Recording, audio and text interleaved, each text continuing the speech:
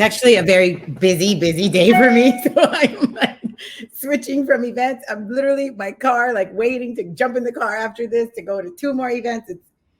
It's Oh, yeah, bad. there's a lot. Do you have Bantus in? I do only because I'm preparing my hair for tonight. So I feel like they're still kind of cute. They are very cute. No, it's How are true. you doing? I am all right. It's a busy day. Yeah, it's a busy day. I think energetically as well as physically, our minds are busy today because I'm thinking Mhm. about all the things. And my birthday happens to be the Saturday. So I'm also thinking about fitting all the things I have to do in before my party so I can completely be present, at my Yes. party. Yeah. Yes. Yeah, Um, I my head is splitting today. It's a headache day. oh, So it's wonderful to be, present on a headache day. And going outside doesn't make it any better because we got so much pollen up here. So ridiculous. oh my God. Yeah. I've been very itchy, but that's my Right? reaction to the season. Mm-hmm. Yes, itchy. I go, we are the itchiest, rashiest family known to man. Like all of us. We're like, can I get some cream? Can I get some? Yeah. I love So it. You're the itchy and scratchy show. That's seriously, and that's exactly what we are. Yes, I like that. I dig it. How about Joy? Did you get a chance to hear Joy on the main I stage? did. I did. I was like, this one right here is outlining my whole business model. Mhm. But I'd love to hear that. I knew a little bit about Nimble, but not that much. And so I'd love to hear that that is happening in the space with that level of intention, especially from a distro company, because that's like the cream of the crop in the licensing structure. Well, especially here in California, you know that. Yeah. So I think that's really cool, and I like to hear that. I mean, social enterprise, while it is not a new term whatsoever, it seems that now, for the same reason, we started Bridges and all the other. There's been an awakening around what it means to care about society, right? So, Yeah, there has. There's been an awakening. I just want to make sure that everybody's still awake when it's no longer trending. yeah. And that's So, all.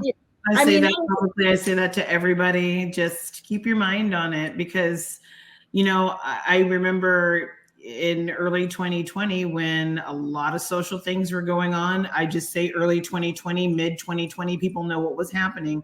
mhm. And so many people wanted to talk about it. And in the beginning, truth be told, I was rather offended because I was like, these are things, this is my life. This whole not a seat at the table, this whole, life not really mattering, this whole police shoot our men has always been going on. And now everybody wants to have a conversation about this with me. For this particular person, go away.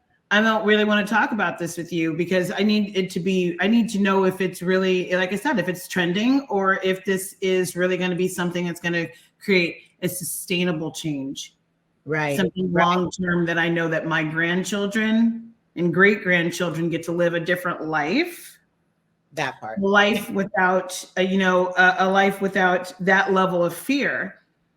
That's what really makes a true difference. So kudos to everybody who's putting in right now, but our true goal is to make sure that everything we do has the strength, the longevity, and the legs to move forward and keep going forward. I think, yes, and yes again. So Mhm. many of us Black people felt like, okay, cool. Now you see? Okay. So we had to watch a man die on television for 9 minutes for you to see. Okay, cool. Now you see. Great. Now what? And yes, the annoyance came with them repeating back to us, okay, now what? So that phase, I have felt over the last 2.5 years, like in waves, because then when I think about how progress happens historically, how long it's taken us to even get here, how the stories of my mother being the first class of Black flight attendants in the 60s, like that's not that long ago. Right. I'm sorry, early 70s, actually. And so when I think about that, I think I'm grateful because I recognize that progress is slow. and humans are slow. And Darwin said this, like, we are just slow to grow, like we are.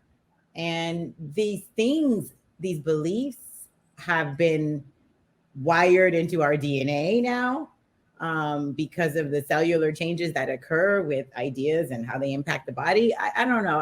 I feel you 100% because it's like show and prove, show and prove. Just show and prove. I don't really need to talk about it anymore. Just show and prove. I don't mind talking about it, just so as long as we are, that everyone stays on the same page, that this is something that has to continue to be talked about.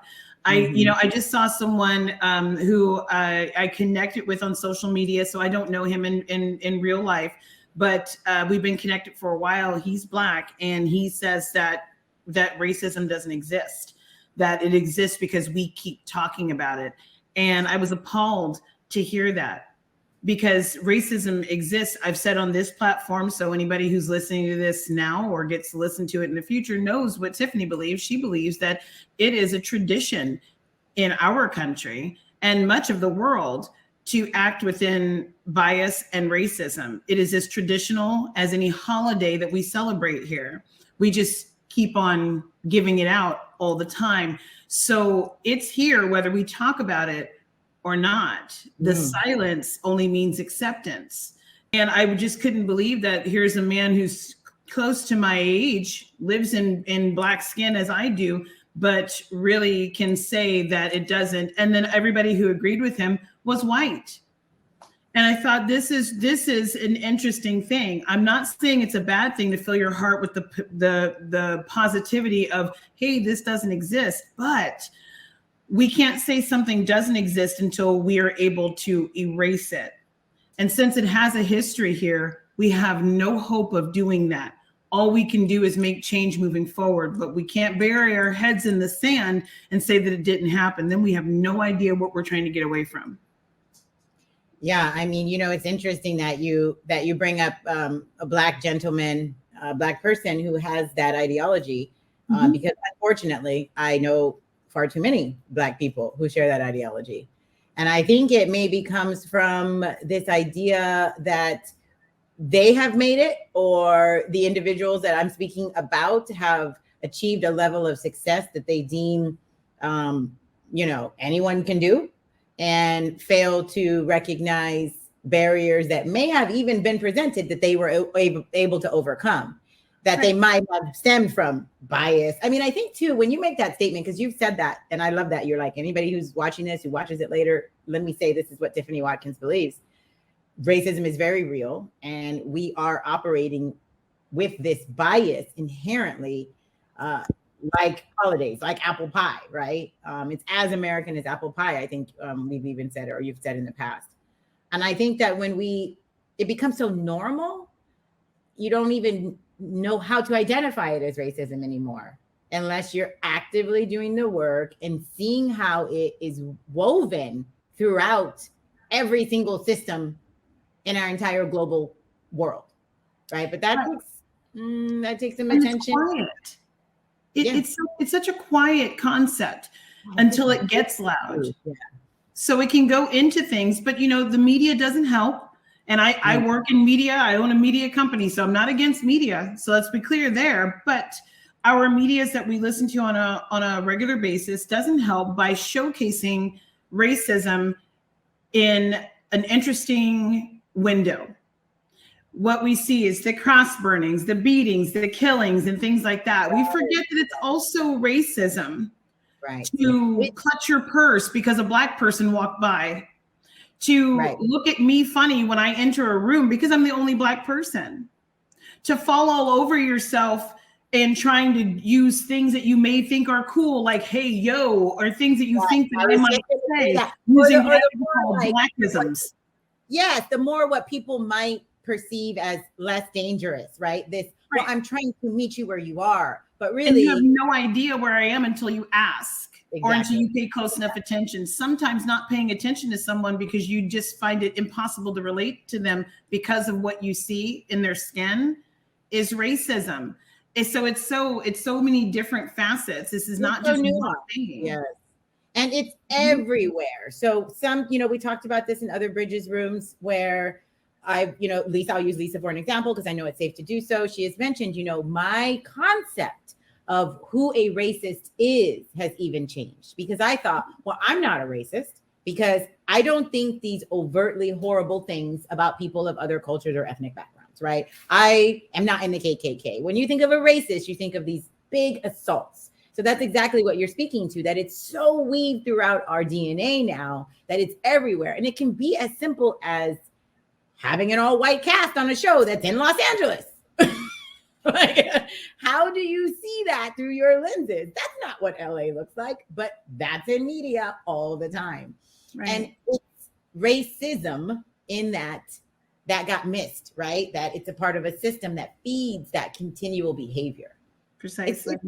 It's hard for people to get. I don't know why, but well, because it is so nuanced. It's nuanced, and people act within the implicit bias. They act and live there, and it's natural. I'm also going to say that, for anybody who's listening who may feel like, whoa, what are they saying? This may be about me or someone I know, that it likely is, and it's okay. Number one, it is okay. So as long as you're willing to try to find out where pathways can be made, that's what Bridges really is about. We talk about these because we've jumped off into a subject. People have come in and popped out, but we've jumped off into a subject that, because this room's topic tonight is just kind of open mic talk. So we courageous conversations. Yeah. I want to say that too, I think you're going there right now to make this transition, because I've noticed, the numbers popping in and out. This room is open. We invite you to come and join the conversation, because that's absolutely what Bridges is about. And we didn't theme today because it's 420. So we could talk about weed. We could talk about Black weed. We could talk about Black women in weed. We could talk about whatever we want. We could talk about what it's like to build a social enterprise and why we should be using words like reparations with freedom and saying it out loud, because that's what it means to repair harms. It has a definition. And we want you. All you have to do is ask to share your video and audio. We welcome you to the stage. If you want to come up and plug your Black business, look, these are courageous conversations. So yes, Tiff and I went right into it because that's what we do. That's what we're here for. Yep. But we want to hear from you. So don't feel shy. We're not just talking to each other. We're actually talking to everyone in the room. And we'd love to hear what you think about these topics. Yes, please. Because I think that is having open conversation and about it, because people don't know, and I don't want to sound condescending, people don't always know when bias and racism, sexism, and isms, period, are happening. So sometimes they have to be defined. When we say, it's not just burning a cross on my lawn, for me, it's like when you ask me, is that really your daughter? Or you ask my daughter, is that really your mom? Now, for those of you who don't know and haven't heard me speak, my daughter, the way, I guess I don't have a better way of putting this, if she wanted to say, she could say, I identify as a white person, and no one would know the difference. My daughter looks 100% Caucasian, although she is not. And that is something that I'd like to highlight. That is the uniqueness of the Eve gene, right? And our ability to essentially melanate our children to whatever degree. And so that's just a pretty cool little science data fact if y'all want to research it. But we can end up looking very white passing with very Black parents. Yeah. And well, now I will say, in all fairness, she is only half Black, but I am also mixed. My family, there are many in my family who are white passing. My mother is very fair skin, red hair, green eyes. That is just what our family have. We're Cajun Creole. That's what we look like. And that, if you come from that region, that's usually what you look like. And so there's a lot of that. But in California, it's been very interesting. My daughter is going to be 21 this year. But it was very interesting when she was a baby, people asking, all around, the question is basically, are you the nanny? And taking away from my experience of being a new mom. And so that feels like, to a person watching who might not fully understand the pain that comes with that, is thinking, it's because of my bias. And that's what the awakenings that happen in Bridges, right? That was just so wonderfully communicated. People, this happens to me with my hair, right? They want to touch it still in adulthood. I've had to teach my children, please tell people, hey, can you please not touch my hair without my permission? Because yes, people will just want to touch it because they have not had any experience with the texture of its type. And their privilege makes them or leads them to believe that they can just do that, because you wouldn't necessarily go up to somebody else and just grab their hair. This recently happened to me at a holiday party. An adult woman was with me. We were taking a picture. So she's sort of like I was trapped in this picture where we were all locking arms, and she began to really massage my dreadlocks. And in doing so, she was like, oh, I've never felt dreadlocks before. Wow, these are so nice.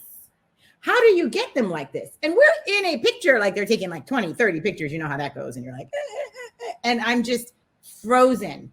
And I didn't really know what I felt at the time. If it was anger, if it was fear, if it was like, just like appalled, like I didn't really know. And I think like in her mind, because yes, y'all, I did speak with her about it because I do believe in kind assertion. So after the fact, I expressed to her why that was not appropriate.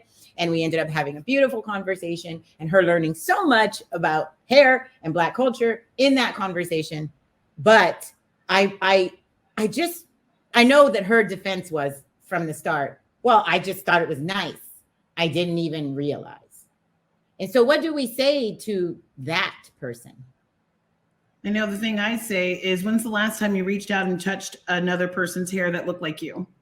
When's the last time you felt that it was nice, so you needed to reach out and touch it? And you're nice. And look, I'm a kind person. I'm a nice person, but I'm also a little bitchy too. And I'm a bit of an asshole.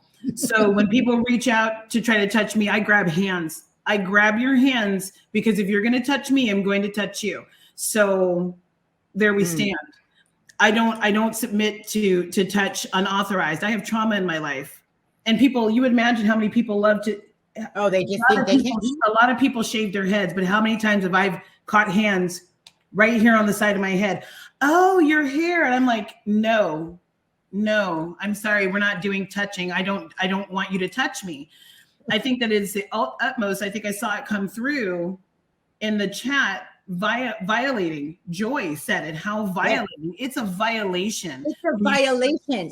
Yes, and I froze. I literally froze because one, I was in a room full of white people, and that is often my environment where I live and my social circle that I grew up with. And she was a new person who was a friend of a closer friend of mine, and I just was like, what do I do right now? So these are things that we also feel, right? If I react this way, now I'm the angry Black woman. Right. But you're right. I mean, to just say back, this was so powerful. Just say back, when is the last time you reached out and touched somebody's hair who's like yours that you thought was pretty? Right. You just don't get to excuse away violations of any nature. No, there are no excuses for when a person says you violated me. That just ends there. They felt violated. You don't get to dictate, well, it was just because I did this. Yes. I liked it, so I touched it. So how far does that go, people? How far does that get to go? I liked it, so that's very powerful. Yeah, I liked it. So it's not okay. That's never okay. So I think that part, the touching, I really draw the line. Ask me any question. You can ask me a question if you thought it was offensive, and maybe it was. I will still answer it and will be very kind. But touching me because you find me to be interesting because I'm brown, or because my hair is interesting or an interesting texture, or because you've never seen someone like me before, well, I mean, you can eyeball it, but you cannot touch it. It's not going to happen. And you should know that. Everyone should know that. You should know that, right? That's like, okay, that's like a what? Everything I need to know I learned in kindergarten. Keep your hands to yourself. Indeed. I laugh because it's perhaps an uncomfortable laugh to think like, yeah, you should know that. Keep your hands to yourself.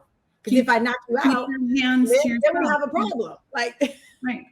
You have no idea what my trauma is. You have no idea what my allowance. I haven't given any consent. So, I mean, let's just take it there to a very simple space that it's not about my hair. It's just about human decency and respect. Right.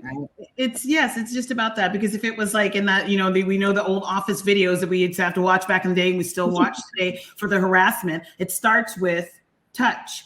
Touch that could be deemed, well, I mean, hey, I could brush up against you anywhere, but you were actively touching me. And we know that touching without consent is a problem. Yes. These are things all lead back to very basic lessons. So that's why that's why I don't tolerate it, is because it leads back to very, very simple lessons that can be applied everywhere without race, gender, orientation, anything. Just basically we keep our hands to ourselves unless we have consent. You know, it just seems like that's something. So it is that is, especially for a holiday party. Wow. Come on, we're all dressed up, so I can't fight you. No. I mean, you don't want to do that, but still, you're just trying to keep composure for pictures, and Absolutely. I'm pretty sure your eyes went a little crazy, you know? Get your hands out of my hair. Yes. Oh my goodness. It's, you know, simplifying messages just to take it to a basic level of decency is what's necessary. I do it in cannabis education all the time. You know, when I'm telling you how to talk to your kids about cannabis, we start with public and private conversations, right? You already have those. And so then you add this layer on top of it because of the bias that you have about the plant. But really, you're just having a public and private conversation. So I love that. So simply said. You know, Jennifer said, touch with your eyes. I need to put my glasses on, you. I need to stop squinting and acting like I can see when I can't. Jennifer says, touch with her mom always said, touch with your eyes, look with your hands. Yeah, I like that. You're like, to a kid, they got to take a minute to think about that before they act. I appreciate that. We would still love to hear you all come up. Ladies, join the conversation. Ladies, and if there are any gentlemen here, of course, you are all welcome. Join the conversation. Bridges are courageous conversations about race, equity, and inclusion. We recorded 5 live episodes at the end of last year and last year and the beginning of the end of 2020 and into 21. And then we took a little break because we had some intentions of doing something bigger with it. But then all of our hearts and minds came back together to a unified place to say, let's keep this doing what it's already doing. It's doing great work in these courageous and live conversations that you can access through the Tokeativity platform. And so those first 5 episodes covered such amazing topics. What did we talk about, Tiff, just to remind people? We talked about integrating DEI into the workplace. That's right. Tokenism, opportunity, and inclusion. Yep. The stigma of mental health in the Black community. That was an amazing episode. So there were 5 episodes that were done live that you will be able to soon access on the Tokeativity platform. And I believe Club Kindness and Vanguard, you'll be able to access those. And then we're recording 3 more over the next couple of months. And they are on the topics of international colorism, part 1 and part 2, and white privilege. And so we will round out the season with those 8 episodes, very authentic, very courageous, very kind, assertive, very respectful, but very candid and direct conversations we are having about these topics. Just like this, right? Yep. Yeah. Just like this. We just talk openly about the things that we know, and open to questions. I never, ever feel like I get enough questions. So I hope that triggers someone to say, yeah, you know what, maybe I can ask a question, dial it in somehow. We're always looking and we're always listening because we want your questions answered. This wouldn't be much of a bridge built if we didn't get any input from the other side. So help us out by putting in your point of view. We're not saying you have to agree. Agreement is not a requirement, but your viewpoint is, because it helps to tell us what is needed to build a better bridge. So please, when we're talking and you're sitting there looking at us like this, like, no, then please tell us about that, because no one's mad. Again, this is a courageous conversation, and there's no courage in getting mad at the drop of a hat. So no one is going to berate you for your point of view, but we are going to utilize your input to build something stronger that we can all rely upon. And, the conversations are centered around Black women. There are Black women that we host in these panels and that share their unique perspectives on the topics that we are talking about. But a large part of our audience are white women, and they want to learn and become better allies and co-conspirators, quite frankly, with our community. And so we have allowed in the past for anonymous poll questions. And this is what Tiffany is alluding to. The more questions, the better, because that is absolutely what we are here for and what Bridges is all about. We've decided to do this for this reason. So I think we'll be bringing that back as we shoot these next 3 episodes and asking for questions that you might have in advance. So we can ask that of the panel, the experts, and get them answered. I'm really excited I know that Tiffany, since you brought this up, your daughter will actually be joining us for the white privilege panel.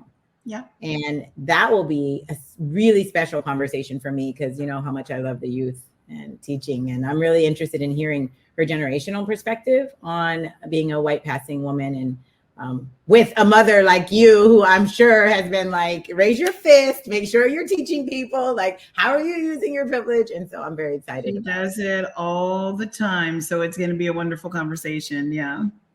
Yeah, it's going to be exciting.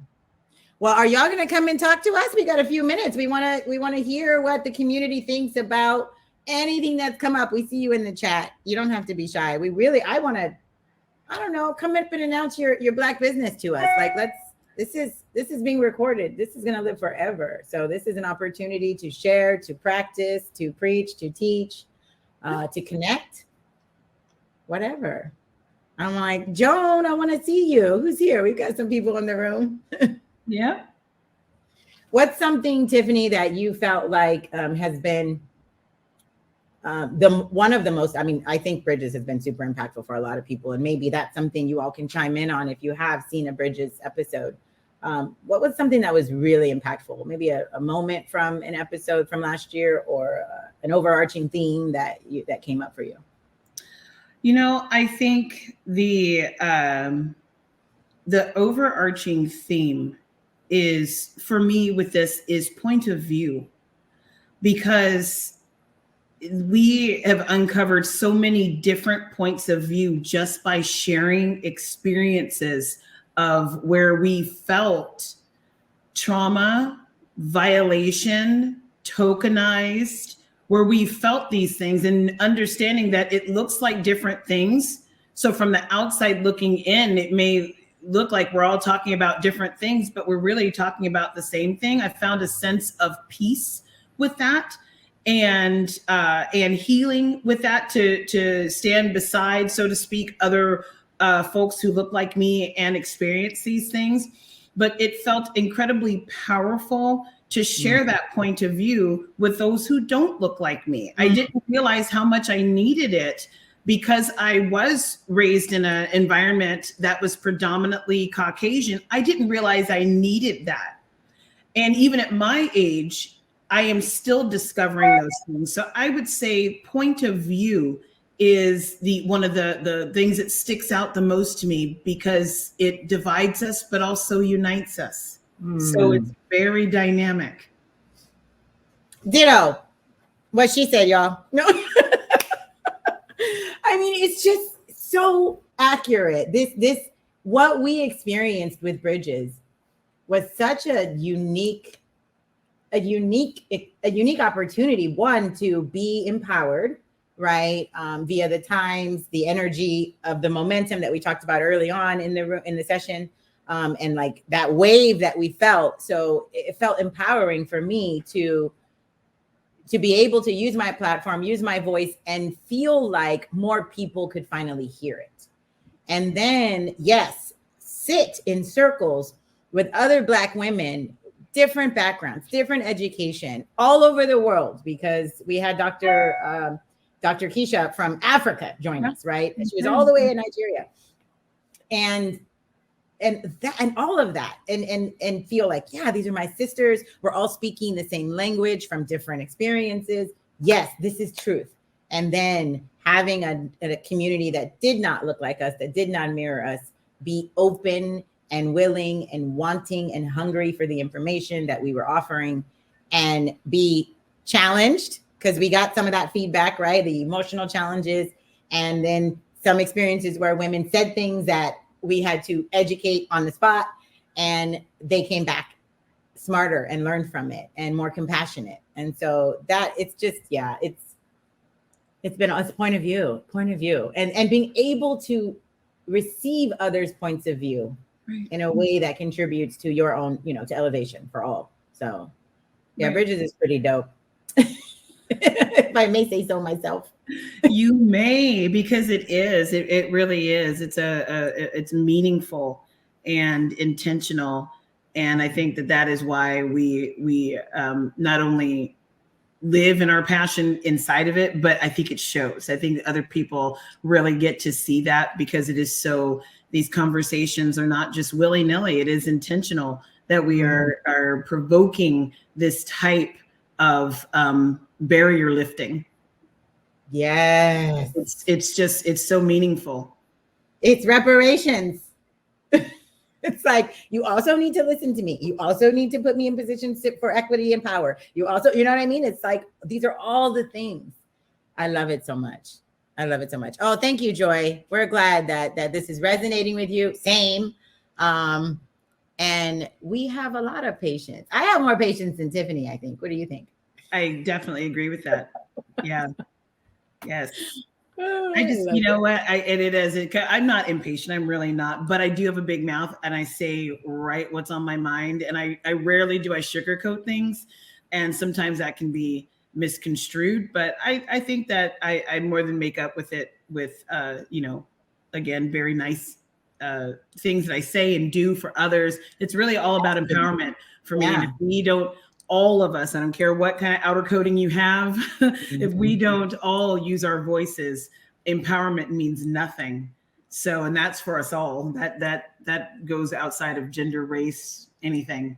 So this right here, this quote, I don't care what kind of outer coating you have, that it needs to go on a t-shirt.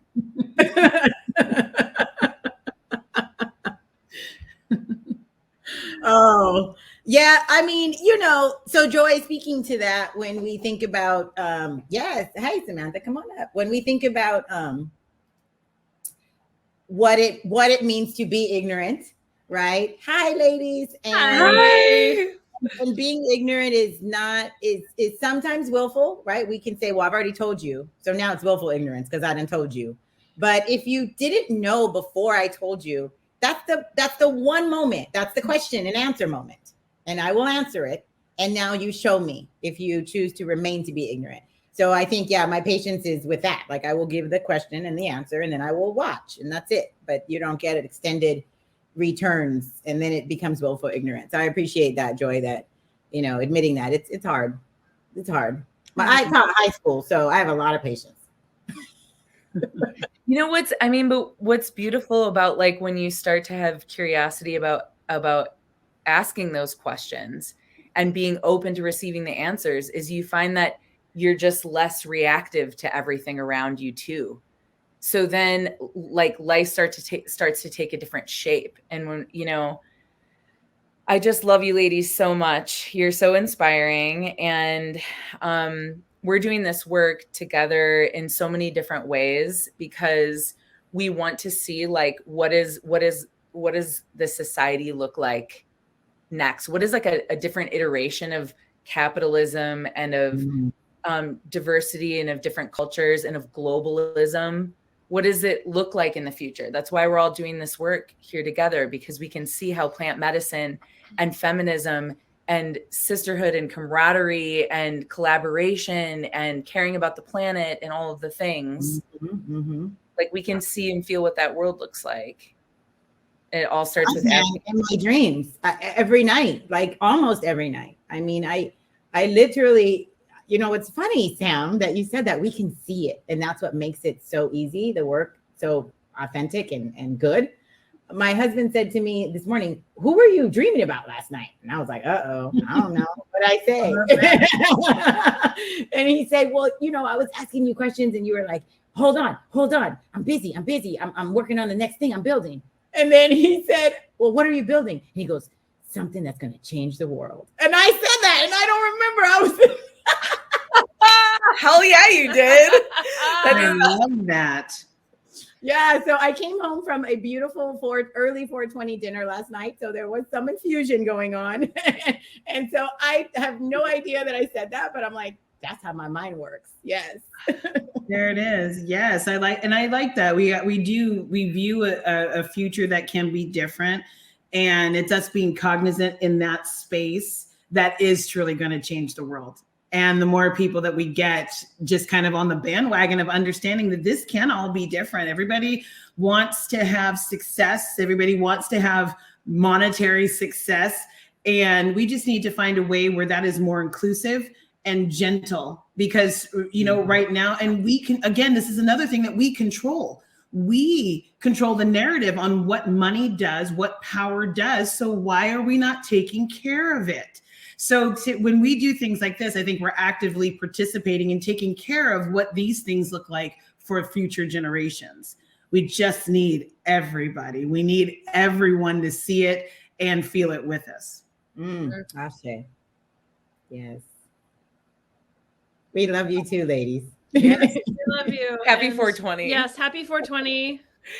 We're here together in person today, and we just had to pop on and you know, just show you some love today, and thank you so much for being such bright, both of you are such bright shining lights in this world right now, doing really amazing work. Like, y'all, if you're watching this right now and you're not following every single thing that both of these women do, please do right now. You won't regret it.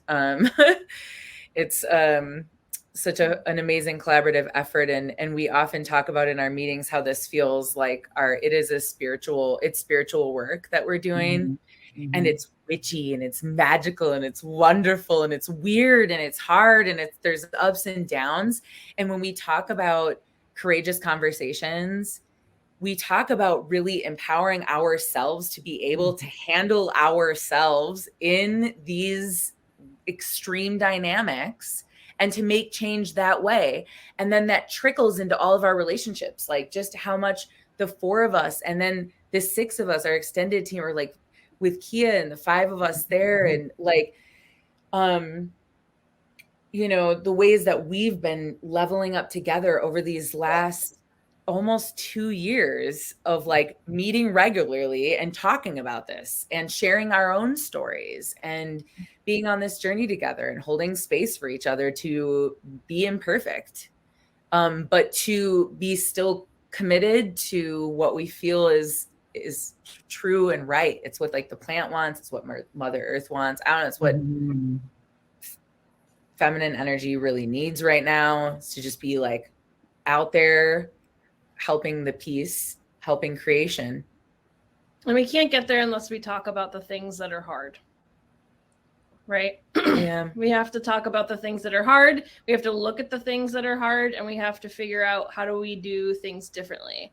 White folks and, you know, all the work that is being done right now, all the work that needs to be done right now, like it's time to take a look inside and take action outside. And that can only be done with listening and practice.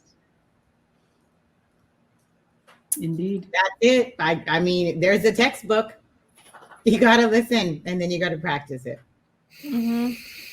So we are going to get ready for some main stage stuff in just a few moments, but we wanted to pop on and give you some 420 love and say hi and say how much we appreciate all of you. Thank you. Thank you so much. Yeah, this has been a beautiful collaboration, and there's more to come, and I can't wait for all of the things that everyone learns from it. Oh yeah. Yes. Build some more bridges. Just getting stronger. Yes. Love you, ladies. Happy 420.